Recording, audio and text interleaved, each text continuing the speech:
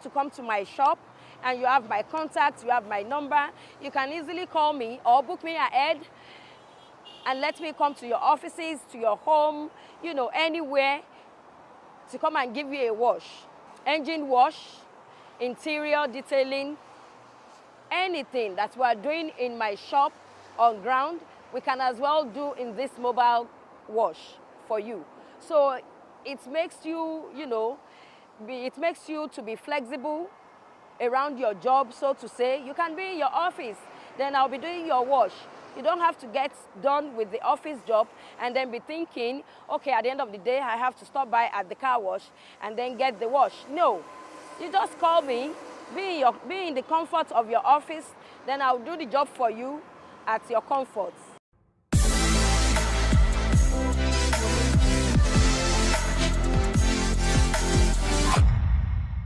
I got into this car wash business because it was an inspiration from God, and though I had lists of different jobs on ground, but I narrowed it down to car wash. When I scouted through my area, I figured out there is no car wash at all, and I think, okay, if I have a car wash within my area, and it will be, you know, a plus, not only for me, but for my community at large. I had this empowerment program going on, so I let that out last year, I think October. So, and the response was quite, you know, fair, because it is new in Lagos, so to say, and it is new to the environment that I am. But at the same time, I have boys working with me, and as well I have the females who are working with me. Some of them, they are working as apprentices, and some they're actually working, you know, to earn their living. So I do appreciate them all for coming to support me and my environment. I guess they were surprised at first, and also, you know, it took them time for them to really accept me into the business. And to my customers, it was a wow to them. My customers, it was a wow to them. So at the end of the day, they accepted me because they don't just see me sitting down doing nothing, but I'm in the job. My workshop is based on hands-on work. So that's what we get done in my workshop.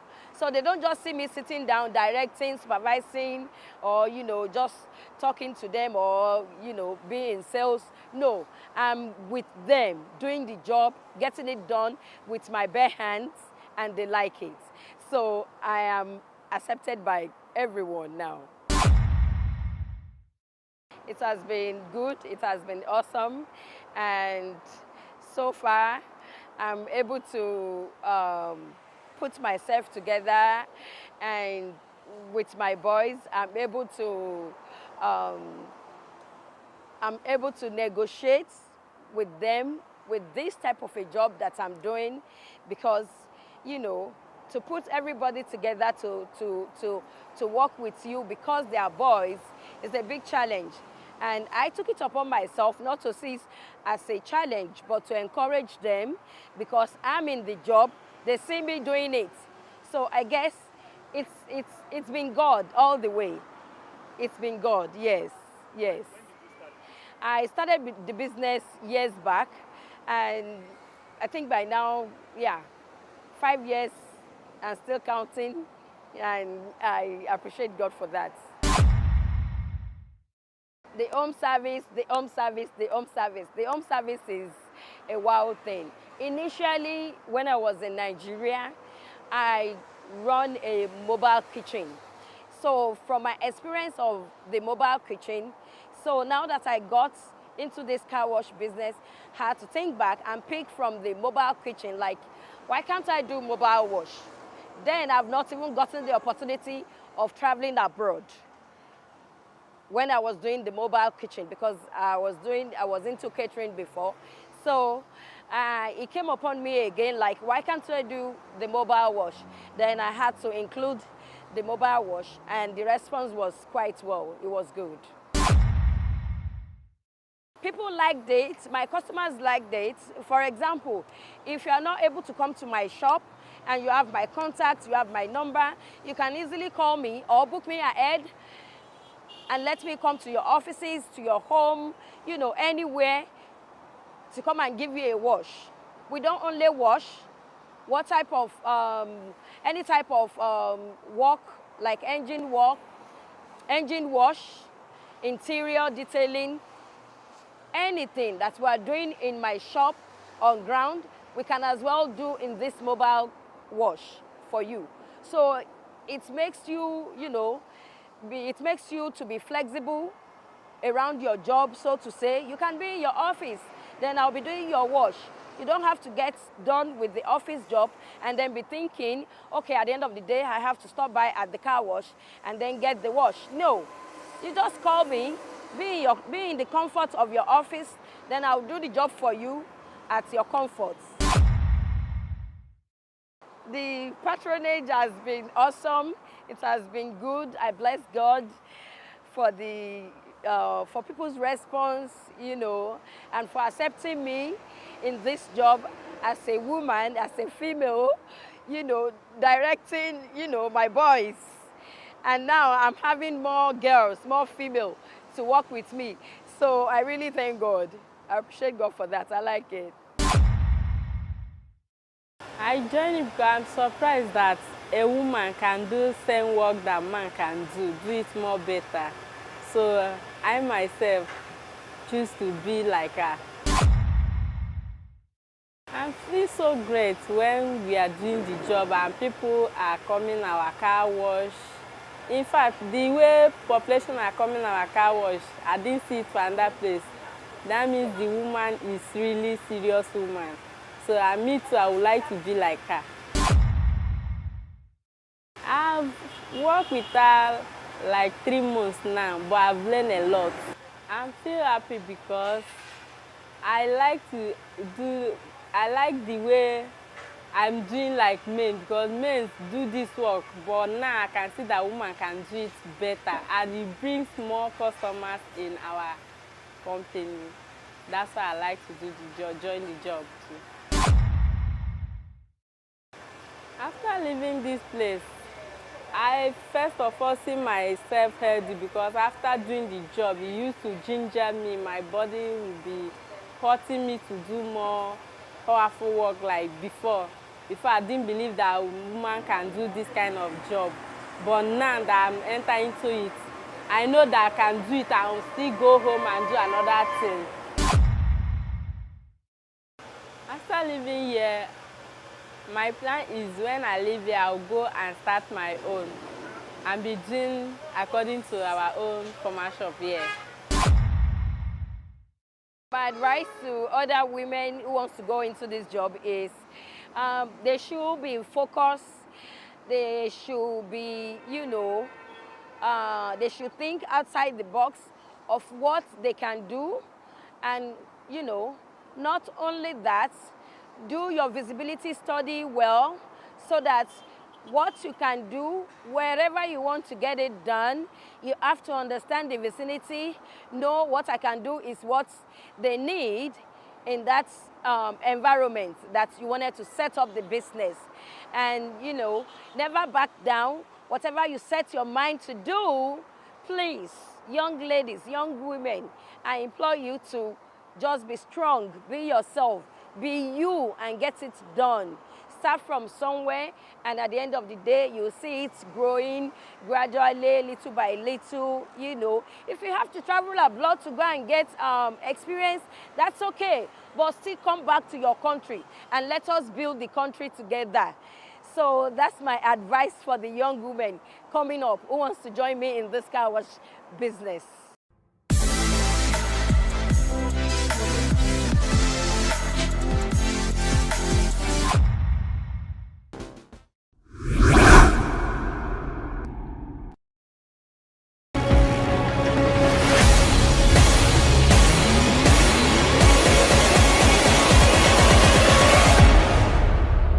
This is what it's called sand bead. Buying of this bead is just 500 naira. By the time you buy like 2 packs, which is about 1,000, and you design and all that, this brooch is about maybe 2,000 or 1,500. And if I'm selling this, I'm not selling it nothing less than 15,000. Whereas what my capital is about 3,000, 4,000. So bead making is very, very lucrative.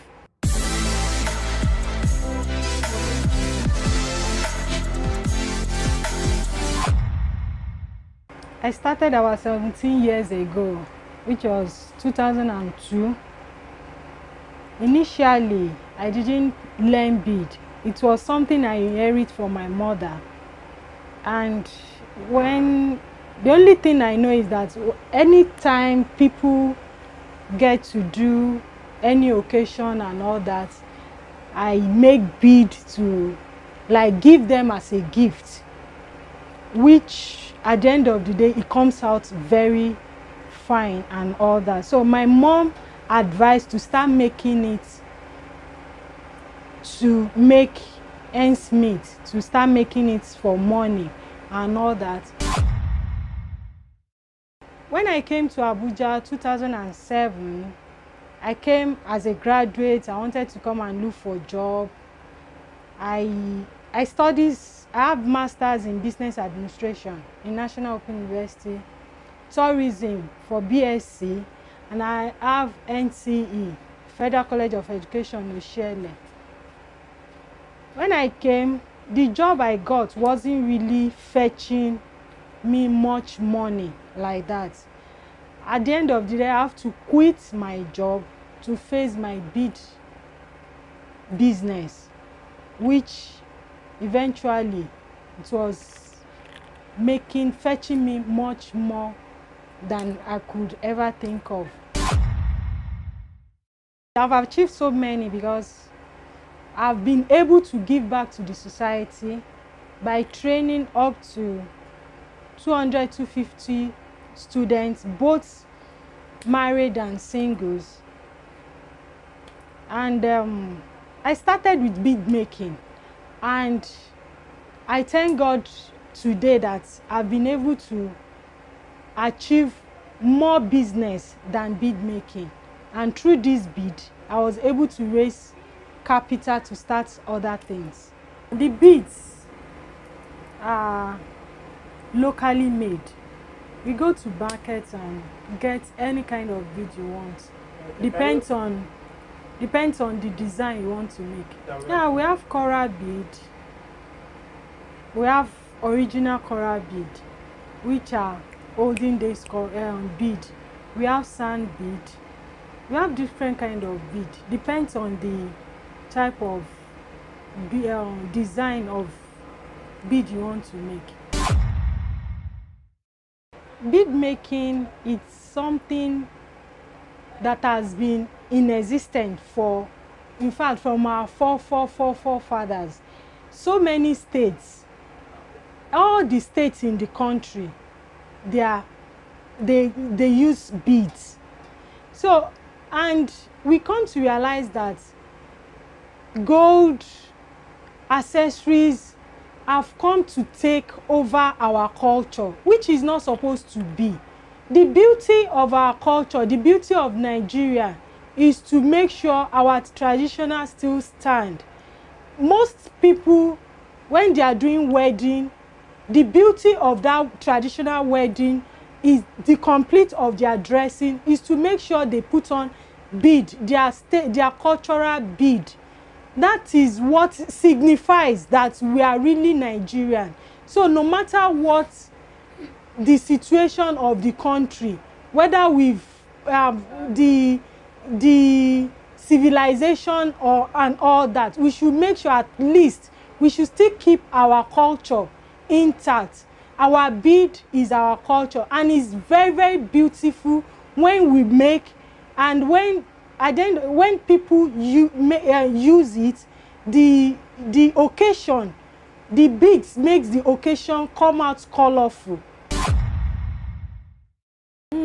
Not nothing much has changed. If we look at the way our forefathers, our mothers make this bead before, they just make it, and maybe that's why most of our youth doesn't go for bead. They decided to go for all this new modern fashion. But in our own case, we try to like add some touches to it to bring out the beauty of our culture, to bring out the beauty of the beads, to modernize the beauty so that it is suiting our culture and it is suiting our society. The message I'm trying to pass to our fellow Nigerians is to make sure we keep our culture by keeping the beads. Is part of our culture and is our beauty. If people like me and other people who are making beads are not making beads, we will realize that these beads, this culture will die like that. That's why we have old people who are still making beads, and they pass it to young people so that when they die, or when the bead will not die, the culture will not die with them. So for us youths that are still making this, that's why we teach other people. We pass the knowledge to the world so that the bead making industry can still flow and keep going. To be sincere, bead making business is very, very lucrative. You can buy something of 2,000 naira. Depends on the way you package it. And at the end of the day, you can sell it for like 20,000. When I started bead making, I started with just a bead of 3,000-4,000 naira. After making the bead, a friend of mine saw it and was like, wow, I like this. I would like to buy it for my wife, who is in South Africa. And at the end of the day, I was able to sell it for about 17,000-18,000 naira. That was about 7 to 8 years ago. And before you know it, from that, I started buying. Even if you buy bead of all this sand bead, there is something we call sand bead, 100 naira. By the time you package it, you sell and all that. By the time you finish it, you come to realize that the money you are getting from it, like this is what it's called sand bead. Buying of this bead is just 500 naira. By the time you buy like 2 packs, which is about 1,000, and you design and all that, this brooch is about maybe 2,000 or 1,500. And if I'm selling this, I'm not selling it nothing less than 15,000. Whereas my capital is about 3,000, 4,000. So bead making is very, very lucrative. I'm also into bridals, and sometimes the gown comes in plain color, which most of our people in Nigeria, they always want their dress to be busy. Most times we use the bead to design the wedding gown to give it another look, another design, so that it will come out very fine. The one I showed you last time, if you check the front, we have a lot of pearls. We only use gum to put the pearls, and there are some that is needle work. We have to use needle to put everything together. At times it may not be wedding gown, it may be our dresses we design with pearls. The pearls, we call it pearls in wedding dress, but it's bead. We use it to design our dresses.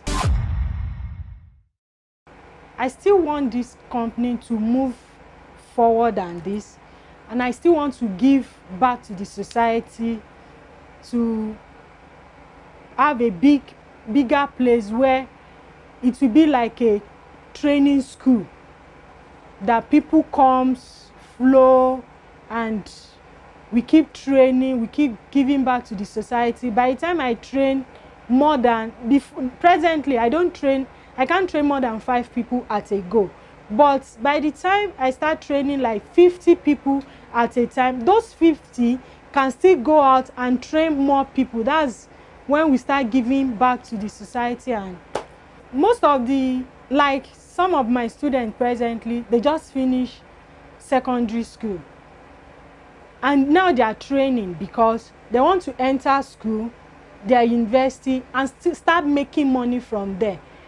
Before you know, after being graduates, if at the end of the day they don't get something doing, they still have their handwork.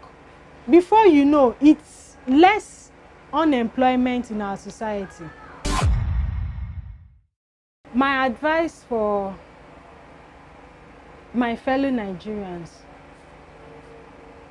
is to embrace and value our culture.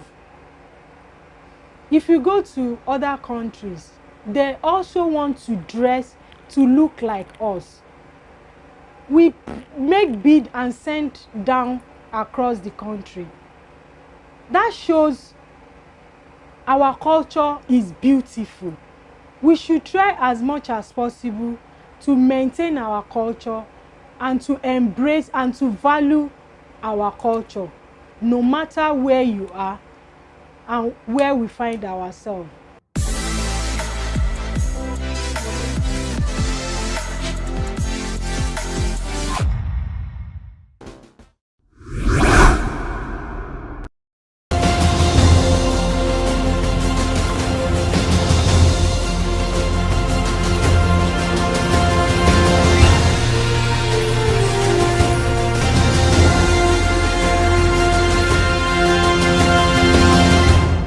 Sugarcane juice, it's productive. It's not productive, not just productive. It is profitable. It is a profitable venture. It is a lovely venture, and people will love you if you do sugarcane business, because you know sugarcane, because it's sweet, people are interested in it, and when they take it and they don't find that it's healthy, so we are not just selling sweet, we are selling sweet and healthy.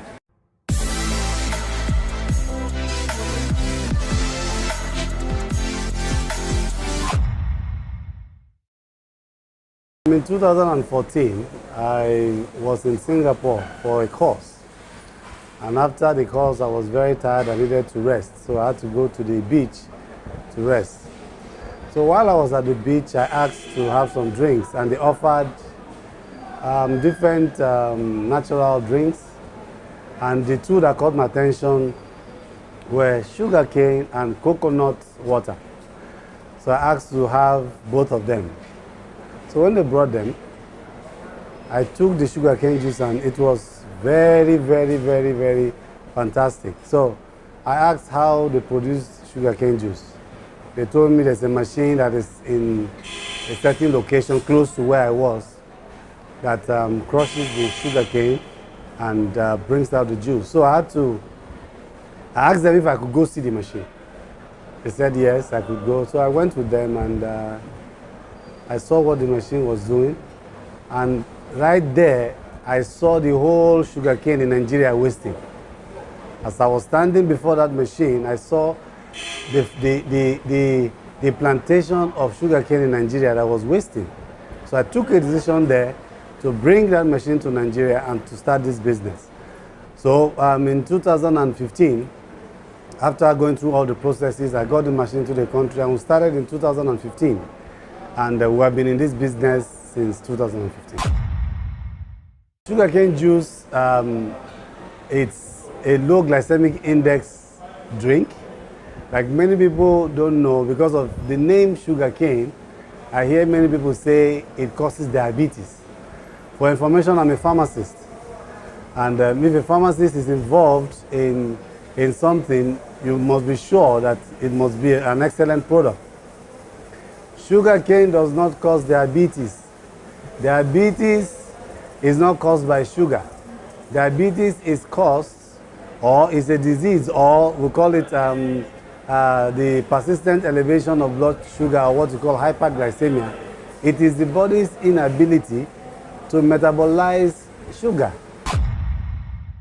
Sugarcane juice has so many benefits. Number one, sugarcane juice can give you an instant kick of energy, but it is not an energy drink. It means it does not leave you with a side effect. It gives you an instant kick of energy and also hydrates you, because 98% of sugarcane is water. So it hydrates you. Sugarcane is used in the management of jaundice in children, because it increases the excretion of bilirubin. Bilirubin is the substance that you find, the yellow substance you find that is indicated in jaundice. So when you take sugarcane juice, sugarcane increases the excretion of bilirubin. Sugarcane stops women who are pregnant women who have what we call hyperemesis gravidorum, the excessive vomiting. Sugarcane juice in concert or with adding ginger stops the vomiting. Sugarcane juice helps in the removal of blemishes from the skin by using the glycolytic, the acid called glycolic acid, which is in sugarcane, helps to eliminate blemish from the body. I'm a pharmacist, and this is the practice of pharmacy. This is alternative medicine. This is traditional medicine, and this is where the whole world is going because of all the things caused by the artificial products. I have gone into this as a natural product. This is a part of pharmacy called pharmacognosy, where you use natural products to manage disease. So many of our diseases today are diet-based or diet-linked. So if you are eating the right food, like the father of medicine would say, Hippocrates said, that food should be our medicine. So if we don't want food to be our medicine, medicine will become our food. So we need to go back to traditional medicine, to natural products like sugarcane. Sugarcane juice is very healthy. It gives you the instant kick of energy, and it does not leave you with all the complications that all the energy drinks and all the fizzy drinks will give you. When I got back from Singapore, I told my wife about what I saw in Singapore and the experience I had with sugarcane juice. And I told her we could actually make this commercial and also make it an avenue where people can be employed. Yeah, people can be employed. So this, for me, came as a job creation business or venture. Now, this sugarcane juice, because of the unique model we have given sugarcane juice, we do not produce in advance.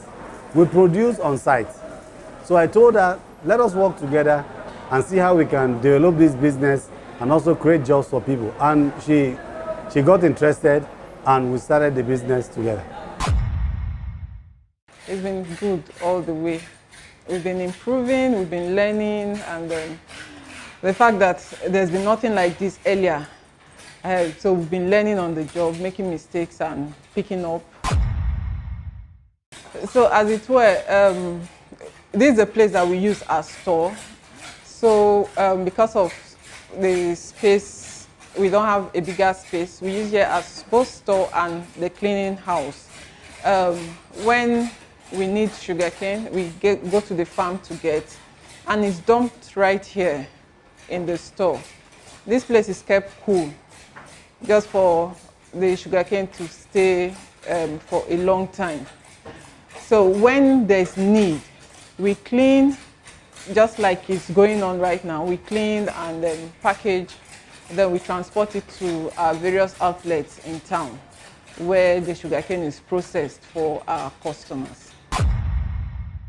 From one site, today we have 5 sites, 5 points. So from 1 to 5, that tells you that It's productive. It's not productive, not just productive. It is profitable. It is a profitable venture. It is a lovely venture, and people will love you if you do sugarcane business, because you know sugarcane, because it's sweet, people are interested in it. And when they take it and they don't find that it's healthy, so we are not just selling sweet, we are selling sweet and healthy. Number one is power. Power. You know, but we have to go around it now, looking at the strategy of collaborating with other supermarkets where they have resolved the problem of power. And in the places where we don't have that luxury, we use our generator to be able to power the machines and to power the whole process. Yeah, so it's another problem we encounter is the human resource too. You know, we had some problems with the human resource where people who just want to make money, they don't want to work. So once we had there was a time we had somebody, one of the staff who was stealing. You know, so you'll be finding out your sugarcane is not, you don't have sugarcane in the fridge, but the money is not in the safe. Where is the money going to? You know, we found that there was some pilfering here and there, but we were able to resolve that with some form of supervision and monitoring. 25 people are in our employment, and they're all being paid by sugarcane. So you can imagine that. 25 with the locations that we have. And we have of course, you know, it's a value chain process. So the farmers are getting business, selling their sugarcane to us. Those people are cultivating sugarcane and making money. The transporters of sugarcane, they are making money. Those who are cleaning sugarcane, making money. The staff at the side, the sales fellows are making money. And of course, the country is making money because we are paying government. So it's a win-win situation for all stakeholders. In the next few years, we want to have five points in each location, in each state of Nigeria. What I mean 5 points is every state should have 5 points where people can go and access and buy sugarcane juice. One of the things we must realize is that we have the potential and we have the manpower. What we need to do is for government to give its own support farmers to cultivate sugarcane. Singapore does not have space to cultivate sugarcane, but every morning in Singapore you have fresh fruits, sugarcane arriving at the ports. What does that tell you? Possibility. These things are possible. We have the land, we have the manpower. Government should invest in the production of the cultivation of sugarcane, empower farmers, and we'll be able to save, that's the word now, save this money we give to the international community. For the unemployed, the teeming Nigerian unemployed youths, what I will say here is, let nobody tell you that there's nothing you can do. Let nobody, when I say let nobody, I mean do not allow it to enter your mind that there's nothing you can do. There's something you can do. There's so much in Nigeria that you can do. Your own is wake up from that sleep of impossibility and get into the possibility circuit and begin to do something. Take one product, take one thing and pursue it. Develop it. When you discover, develop, then deliver it to your customers.